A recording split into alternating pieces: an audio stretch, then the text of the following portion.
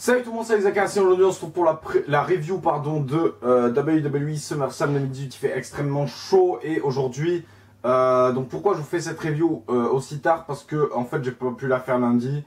Du coup j'ai dit que j'allais attendre Raw et SmackDown tout simplement pour pouvoir réagir dessus aussi. Et pourquoi j'ai pas fait ça le TakeOver? Pareil parce que j'attends NXT. Comme NXT sera des matchs qui ont été diffusés à TakeOver, autant vous faire réellement toute la review. Donc avant de commencer la review, on va commencer, j'avais encore fait dire preview, par vos commentaires. Donc dans la vidéo de NXT TakeOver Brooklyn, il y a Tornado qui nous a laissé ses pronostics, donc Dream, Ricochet, Undisputed Era, Baszler et Campia. Putain, il a été chaud en prono Tornado, hein. Bien joué.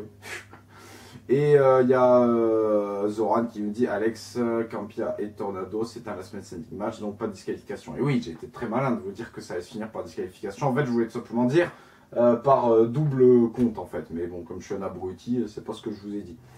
En ce qui concerne SummerSlam, dans les commentaires, on retrouve Tornado à nouveau. Donc il a donné son avis sur TakeOver Brooklyn. Donc ça, je lirai plutôt dans la review de TakeOver Brooklyn, autant bien faire. Et pour ses pronostics de NXT TakeOver, de SummerSlam, il nous a laissé Finn Balor, donc ça c'est bon. Anathema, c'était Zelina Vega. Rusev, Alexander, Ronda Rousey, Ziggler, Nakamura, les Bludgeon Brothers, Becky Lynch, le Miz, Kevin Owens, Samoa Joe et Roman Reigns. Alors, je tiens juste à préciser que pendant le live du show, on a eu un nouveau concept qui est le concept du tableau de pronos. Donc, en gros, un abonné, premier qui donnera ses pronos, participe aussi au tableau, puisqu'on n'a qu'une seule place en plus au tableau, tout simplement. Et en gros, on fait un classement de celui qui est le meilleur en prono sur tout le show et le perdant paye sa bière. Et j'ai fini premier ex aequo avec Tornado qui était justement l'abonné qui participait. Donc voilà, bon bref, passons au show premier match. J'ai oublié de préciser que c'était Jojo qui avait perdu, hein, ce loser. Donc en Alma, c'est Zelina Vega qui bat Rusev et Lana dans un match de kick-off, donc assez court. Il n'y a pas eu énormément de matchs très longs, même si tant mieux parce que du coup ça a laissé de place au match plus long du show. Donc je parle pas du kick-off, je parle du show entier. Parce qu'il y a quand même Rollins Ziggler qui a duré 20 minutes, le triple threat féminin qui a duré 15, Joe Styles qui a duré 20 minutes, le Miz contre Daniel Bryan qui a duré 23 minutes, on a Nakamura Jeff 11 minutes, c'est pas beaucoup, et voilà. Donc ça fait quand même quelques matchs qui ont duré.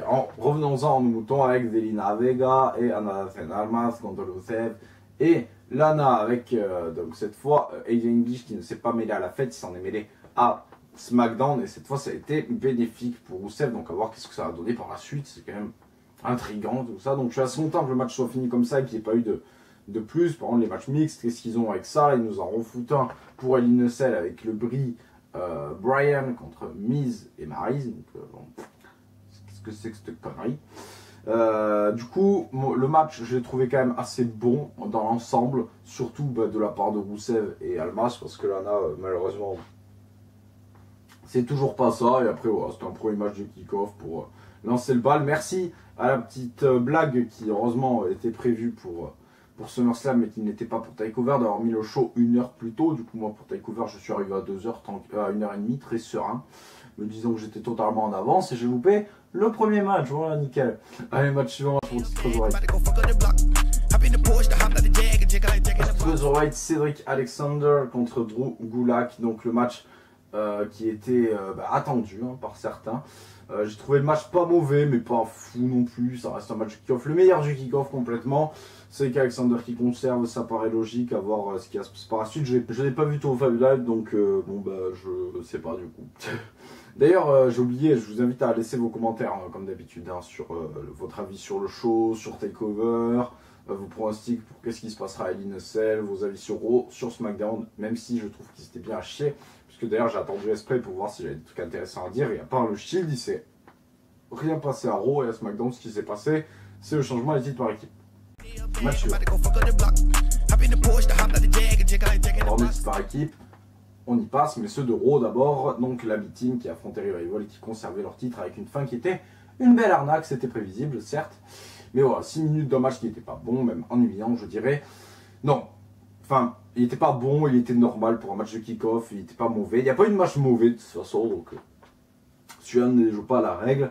Donc on va tout de suite passer au premier match du show. On aura peut-être plus de trucs intéressants à dire. Là on rentre dans le show réellement avec Dolph Ziggler versus Seth Rollins. Seth Rollins qui est de plus en plus habitué à être donc dans les openers ou dans les main events au choix. Donc là c'est l'opener en l'occurrence pour ce match qui a duré 22 minutes et bien solide avec Dean Ambrose et Drew McIntyre aux abords du ring. Très très bon match pour commencer le show. Vraiment très bon, c'est le meilleur entre les deux je pense. En plus avec du coup beaucoup de psychologie qui rentre en compte dans ce match, donc vraiment très solide, un très bon match que j'ai fortement apprécié et que j'apprécierais même revoir, pourquoi pas. Donc vraiment un match à savourer et Dolph Ziggler qui perd le titre malheureusement, ça me fait bien chier. Parce que du coup son règne n'est pas fou du tout, déjà que celui de Rollins n'était pas fou. Alors celui de Ziggler, là, il prend un coup dans la gueule. Donc du coup, bah, place à la suite, et il a affronté Dean Ambrose à Raw, à voir ce que ça va donner par la suite, du tag team, une alliance peut-être, je ne sais pas, avec Braun Strowman pour faire face au Shield, ce serait ultra bizarre. Match suivant. Match tag team, justement, celui qu'on a eu à SmackDown, cette fois c'est une disqualification, parce que le match s'est terminé par disqualification.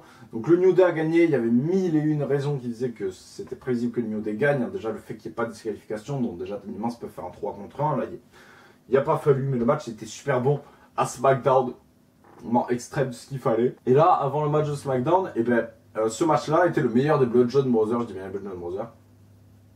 Parce que bah, il y avait ce qu'il fallait en fait pour faire un très bon match, même s'il a duré que 10 minutes, c'était quand même un match très très solide et c'est dommage que comment ça s'appelle, ben, que le match n'ait pas été en fait celui de SmackDown maintenant. Mais bon, en même temps celui de SmackDown, je sais pas combien de temps il a duré, bien au moins une quinzaine de minutes et ce serait compliqué de nous caler ça en plus au pay-per-view. Du coup, match bien solide. Ben, jusque là, Bludgeon Brothers toujours champion, mais bon, pour perdre à SmackDown, voilà, une rivalité assez cool, et je sens vraiment de très loin le heel turn de Big E, faut le savoir. Je rajoute ça en plus dans mon prono, c'est cadeau. Braun Strowman contre Kevin Owens, donc, qui était donc, le match pour le Money in the Bank, ça a duré 1 minute 50, donc je vais pas m'attarder très longtemps là-dessus. Kevin Owens s'est fait tabasser par Braun Strowman, tout simplement, donc voilà. Belle victoire de Braun Strowman. Il sera revenu à la fin du show, on en parlera. Match féminin, donc là, le gros match que j'attendais, le triple threat entre Charlotte, Becky Lynch et Carmella. Donc Charlotte gagne, c'est vraiment l'arnaque. Tout le monde voulait Becky, moi je voulais Carmella, on aura eu Charlotte. Voilà, le retour, elle gagne. Rideau, le turn de Becky, moi je suis désolé, c'est bien de la faire turn, mais c'est un échec. Quand tu fais un heel turn et que tout le monde t'acclame, pour moi c'est un échec, c'est raté. T'as loupé le truc meuf. Donc voilà, raté. Becky Lynch, raté ton turn. Et Charlotte, merde, t'es championne. Donc ça, c'est pas cool tout ça. Donc voilà, nouvelle championne. En plus, Carmella a l'air de déjà s'éloigner du titre. Je pense qu'elle aura même pas de revanche alors que c'est pas elle qui prend le tombé. C'est vraiment dégueulasse. Même sans être fan d'elle, il n'y a pas besoin d'être fan d'elle pour dire que c'est dégueulasse. C'est juste logique en fait. C'est un peu comme Finn Balor quand il s'était blessé, qu'il avait perdu le titre, il est revenu, il n'a jamais eu de rematch. Donc du coup voilà, bah, belle victoire de Charlotte malgré tout dans un match qui était très bon, on peut pas leur enlever ça aux 3, donc tant mieux.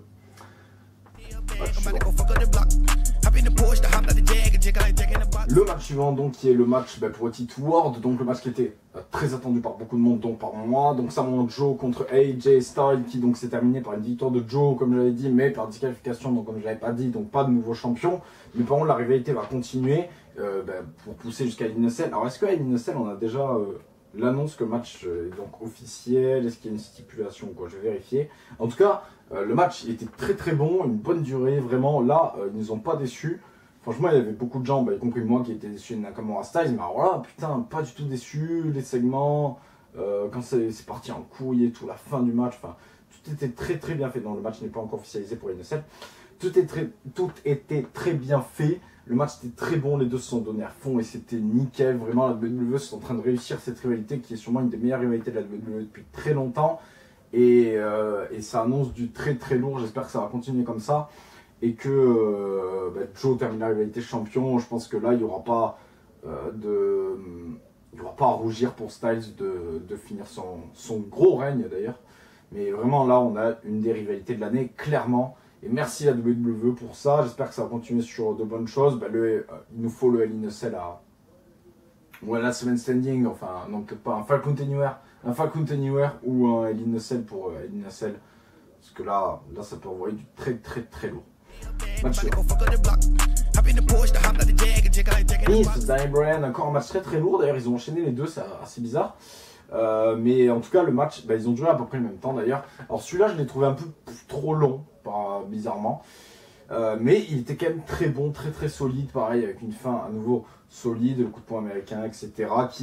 Donc l'aide de Maryse qui annonce le match à Hell in a Cell après à SmackDown avec le retour de Brie, même si Brie était à SummerSlam, donc du coup non, mais en tout cas, voilà, Brie qui se mêle à la rivalité, ça annonce le match mixte pour Hell in a Cell. Pour faire durer la rivalité, il faut bien un truc comme ça de toute façon. Ça va donner de bons segments, je pense. En attendant, voilà, le match était très bon, le Miz qui gagne, donc pas réellement legit, mais en tout cas très bon. Rien à redire de négatif là-dessus. De toute façon, le show était très bon, donc on reste sur la continuité en fait. Concrètement, là, la première heure, c'était un truc de fou, même ça fait plus d'une heure, là, ça fait 1h30, 2 heures peut-être même, donc très très bon. Très bon match. Finn Balor qui est venu en démon, donc Demon King, face à Baron Corbin. Donc le match il a duré 1 minute. Baron Corbin s'est fait squash, donc voilà, c'était pas ouf, mais voilà, on pouvait pas avoir que. De toute façon, on a eu pas mal de squash. On en a eu 1, 2, 3. C'est tout, mais c'est déjà beaucoup 3 dans un seul pay-per-view. Si on peut pas compter le main event comme un squash d'ailleurs, parce qu'il est pas bien long non plus. Mais bon, en tout cas, voilà, ce match qui aura été bien court et qui n'aura pas eu une utilité réelle. Baron Corbin devient un nouveau general manager de Raw suite à tout ça. Comment dire, ça n'a aucun sens. Il demande sa réalité face à Finn Balor, il demande une chance pour le titre, le mec demande tout ce qu'il peut, de toute façon il se fait pas chier, donc voilà, ça n'a aucun sens. Victoire de Finn Balor qui est devenu le challenger numéro 1 pour Raw, mais ça va pas payer puisqu'il n'est pas champion. Comment ça va continuer, tout ça, je ne sais pas, mais à voir. Qu'est-ce que ça va donner? Ça peut être intéressant. Je vous invite à laisser votre avis en commentaire. Pour vous, quel sera l'avenir de Finn Balor?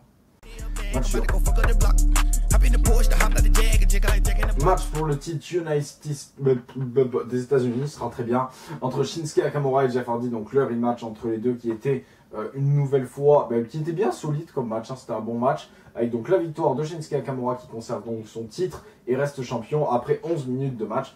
Donc un match bien solide. À voir le règne de Nakamura, ce que ça va donner par la suite, qui sera son prochain challenger, puisque là on comprend bien que Jeff il s'oriente exclusivement vers Orton puisqu'ils sont affrontés à SmackDown et il a d'ailleurs gagné, il a sacrément tabassé. Du coup, ça faisait du bien d'ailleurs parce que depuis un bon moment on ne voyait que jobber au final. Et si tu fais tout le temps jobber quelqu'un, il n'y a même plus de crédibilité à perdre. Donc, je veux dire, battre genre là, Elias il a battu Kurt Hawkins, bon ça lui augmente pas sa crédibilité pour autant. Donc voilà, du coup, bon match, bien solide, à voir la suite. Le match suivant, donc Ronda Rousey face à Alexa Bliss. Alors là, par contre, c'est une belle arnaque, ça a duré 89 minutes. Mais bon, en même temps, on s'attendait pas à bien mieux. Je suis un peu déçu que Ronda Rousey gagne le titre aussitôt. Et en plus que Alexa Bliss le perde aussitôt. C'est-à-dire que ce soir, on a eu deux championnes via cash qui ont remporté le titre.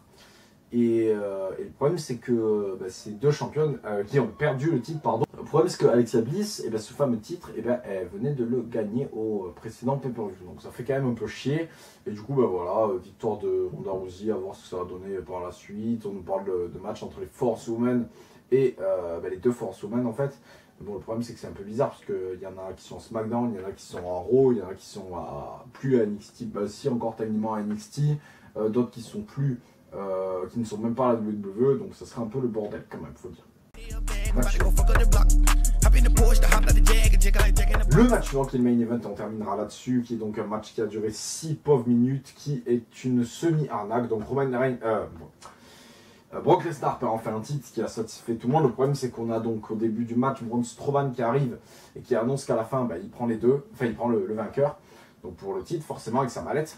Et Lesnar, lui, a bien compris qu'il fallait le tabasser aussi, donc il va le tabasser. Reigns, intelligent qu'il est, opportuniste, va donc faire le tomber, gagner le titre, etc. face à Lesnar. Problème étant que Strowman a totalement oublié de cacher derrière, il ne l'a carrément pas fait, ce qui aurait En tout cas, imaginez le segment de fou s'il venait, qui faisait comme un Raw, là, qui voulait cacher, et puis là, arrivé du Shield, là, à SummerSlam. Vous imaginez le truc de fou un peu? Là, ça aurait été du lourd. C'est ça qu'aurait dû faire la VE. Ça aurait été un truc de fou. Et après, il faisait un SmackDown, un Raw bien meilleur que ça, parce que là, à part ça, justement, le retour de Shield, il n'y avait absolument rien. Bon, tu vas me dire, du coup, s'il voulait faire le même Raw avec le retour de Shield à SummerSlam, il n'y aurait rien eu du tout. Donc bon, voilà. Mais bon, en attendant, moi voilà, j'ai rien à ajouter là-dessus. Est-ce que je suis content que Reigns soit champion? Non. Est-ce que je suis content de Shield? Non. Est-ce que je suis content que Lesnar soit champion? Je m'en fous. Donc voilà, c'est tout pour moi. Je vous dis à bientôt pour la review de NXT TakeOver. En attendant, bisous, portez-vous bien et abonnez-vous si ce n'est pas déjà fait.